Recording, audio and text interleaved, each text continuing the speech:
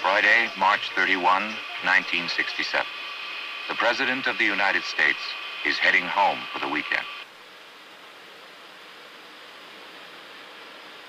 Aboard the President's plane, it is a 3-hour trip from Washington to San Antonio. And to the crew, the route is familiar, for going back home to Texas is the President's favorite journey. His fellow passengers on this spring evening are here at the President's personal invitation. Along with their wives, these Latin American ambassadors to the United States and to the OAS will spend this weekend in Texas as special guests of the President and his family. By asking them all at once, the President has turned a standing invitation into a reality.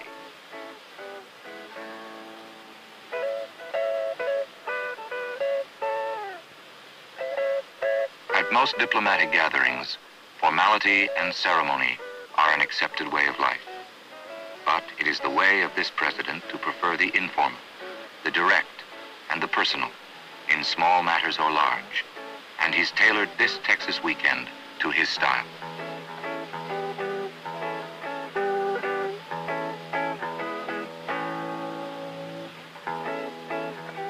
San Antonio, Air Force One. Their destination, San Antonio, Texas, 60 miles from the President's ranch.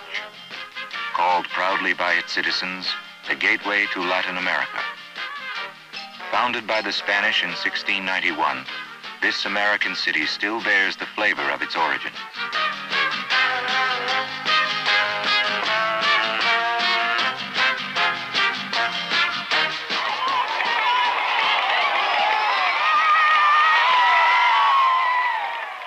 This was Lyndon Johnson's home ground, and the people who had shared his life joined now in welcoming his guests.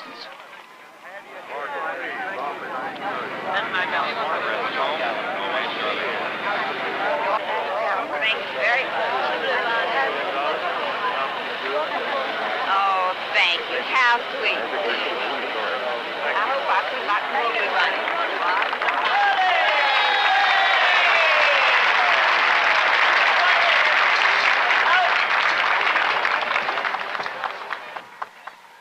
Distinguidos huéspedes invitados, no tienen ustedes una idea con qué gozo y regocijo recibimos la visita con la que ustedes nos han honrado en esta ocasión en esta histórica ciudad de San Antonio. Then the President to his fellow Texans.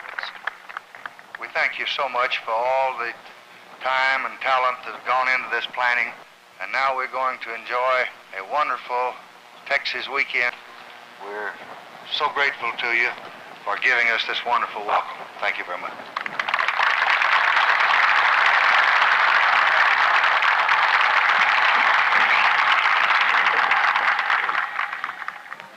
Tonight they will rest, for tomorrow will be full of celebration, beginning with a visit to the President's ranch.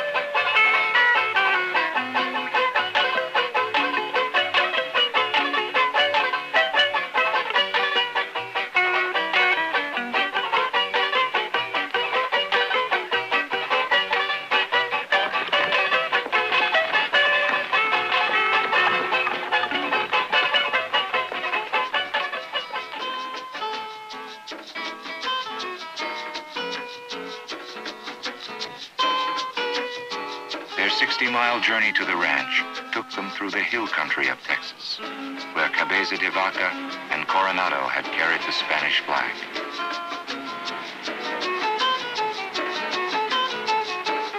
It was a land whose face they recognized, a land much like their own, where man had to struggle to make it yield.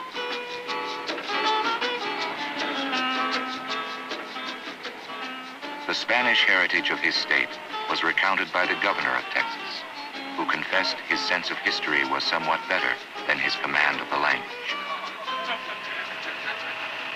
No, I'm always embarrassed when I'm around people who really know how to speak Spanish. Y yo puedo hablar con ellos muy bien, pero con gente que comprende español muy bien, yo no puedo.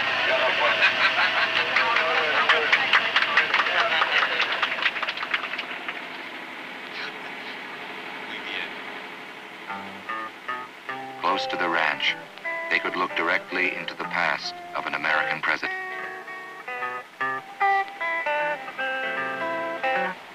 Where he went to school, where his forefathers lay at rest.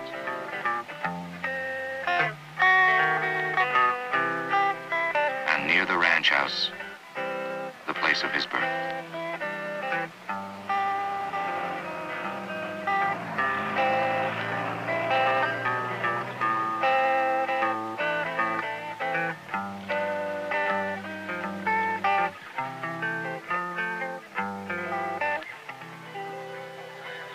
They came together under the same trees which had shaded family gatherings for 3 generations.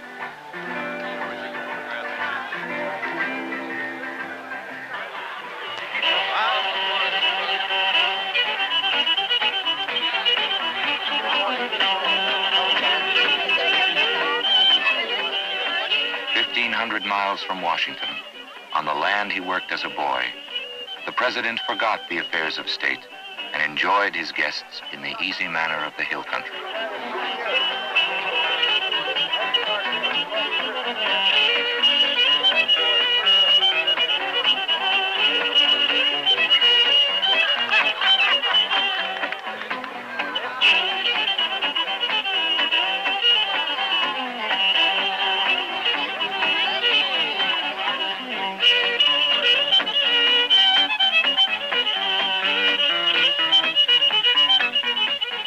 Treated to a pageant in song and story, a peculiar Texas mixture of early Spanish, late stagecoach, and frontier romance.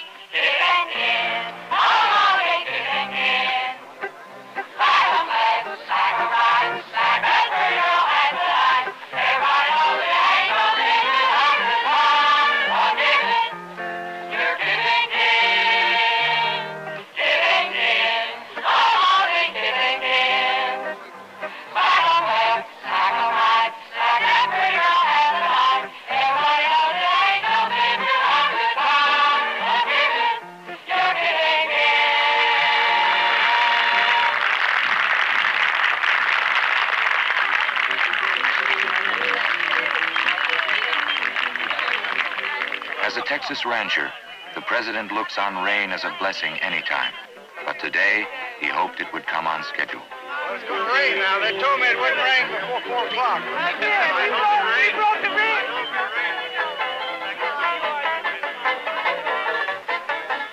At 4 p.m., his guests took leave of the president. They did not say goodbye, but hasta mañana.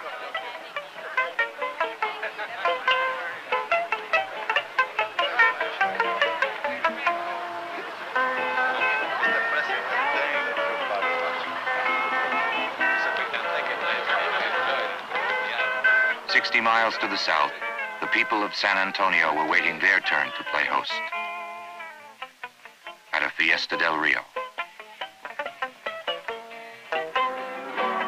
Así pasan los días y yo desesperando y tú contestando, quizás, quizás, quizás.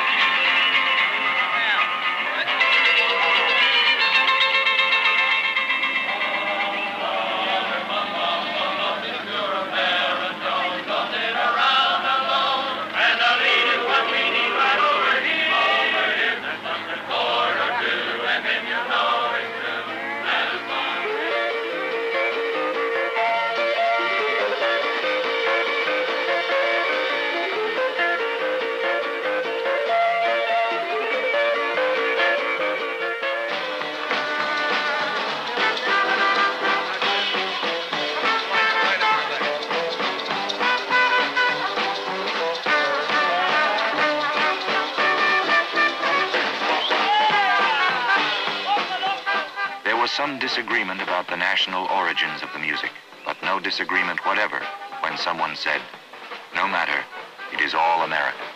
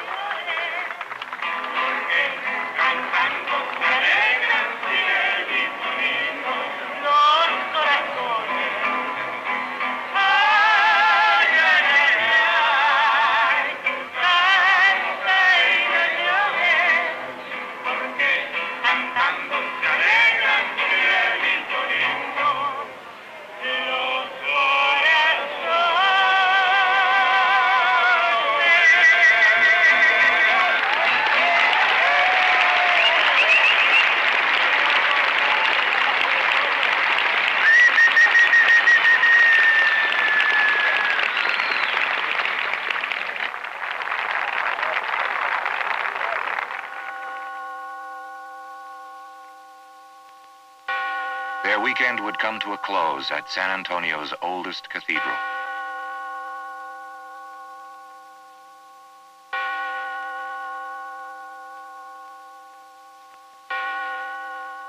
Among their hosts, the president's guests had found the names Garcia, Gonzalez, San Martin, Sáenz, Benavides.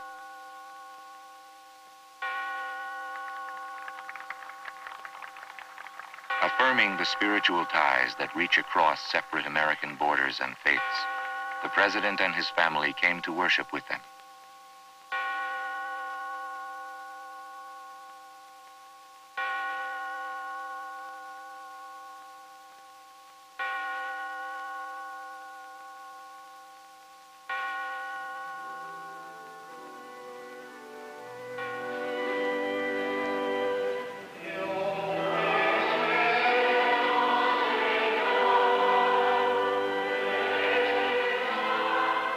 Though he is Protestant, the president often worships at another church and has said that whatever his religion, the true work of a statesman is to better man's condition on this earth.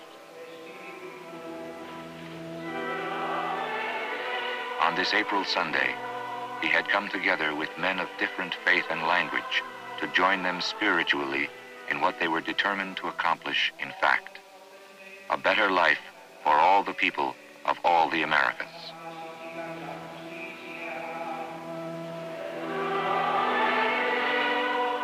On this weekend in 1967, people of all the Americas gathered together on common historic ground. No treaties were signed, no declarations made. Only friendships renewed and strengthened. Friendships which would give meaning and purpose to the common tasks which lay ahead.